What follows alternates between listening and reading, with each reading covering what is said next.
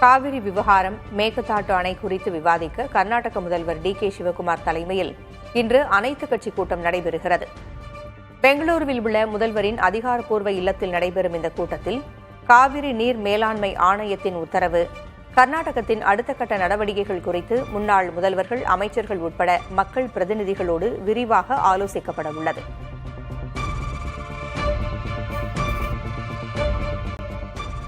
மேகதாட்டு அணை விவகாரத்தில் அனைத்துக் கட்சி கூட்டத்தை கூட்ட முடியுமா முடியாதா என முன்னாள் முதல்வரும் திமுக தலைவருமான மு.க.ஸ்டாலின் முதல்வர் விஜயிடம் கேள்வி எழுப்பியுள்ளார்.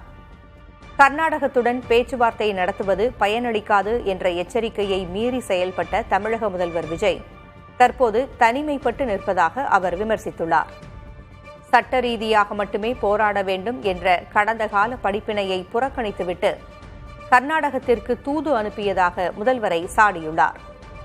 கர்நாடக அரசு பேச்சுவார்த்தைக்கு மறுப்பு தெரிவித்திருப்பதோடு அனைத்துக் கட்சி கூட்டத்தை கூட்டி ஒற்றுமையை வெளிப்படுத்தியுள்ளதையும் ஸ்டாலின் சுட்டிக்காட்டியுள்ளார்.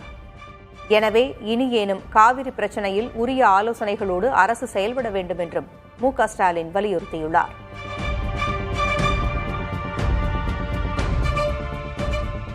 சட்டமன்றத்தில் தீர்மானம் நிறைவேற்றப்பட்ட பிறகு எதற்கு அனைத்துக் கட்சி கூட்டம் என அமைச்சர் நிர்மல்குமார் கேள்வி எழுப்பியுள்ளார்.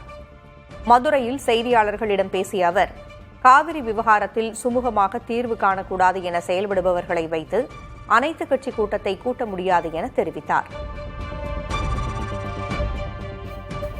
சட்டசபையில் ஒருமனதாக நிறைவேற்றப்பட்ட தீர்மானத்துக்கு மேல திரும்ப என்ன அனைத்து கட்சி கூட்டம்? அங்கேயே நிறைவேற்றப்பட்டது.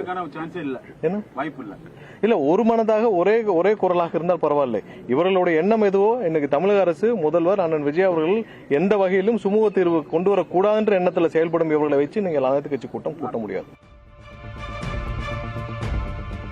காவிரியிலிருந்து உடனடியாக தண்ணீர் திறந்துவிடக் கோரி திமுக சார்பில் உச்சநீதிமன்றத்தில் மனு தாக்கல் செய்யப்பட்டது.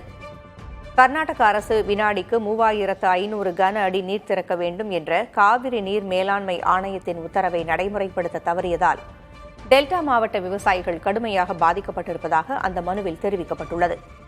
மேலும் நீர் பற்றாக்குறையை சரி செய்யும் வகையில் அடுத்த 15 நாட்களுக்கு தினமும் வினாடிக்கு 7000 கன அடி நீர் திறக்க உத்தரவிட வேண்டும் என்றும் அதில் வலியுறுத்தப்பட்டுள்ளது.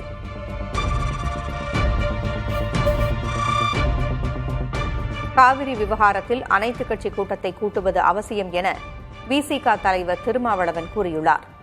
மதுரையில் செய்தியாளர்களை சந்தித்த அவர், தமிழ்நாடு அரசின் சார்பில் பிரதமரை சந்திப்பது இன்றியமையாத தேவையாக உள்ளது என்றும் தெரிவித்தார்.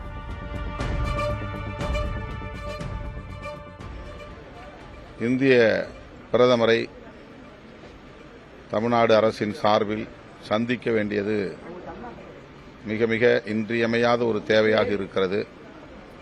அதற்கு முன்னதாக அனைத்துக் கட்சி கூட்டத்தையும் கூட்ட வேண்டும். ஆகவே இது குறித்து விரைவில் தமிழக அரசு ஒரு நல்ல முடிவை எடுக்கும் என்று நான் நம்புகிறேன்.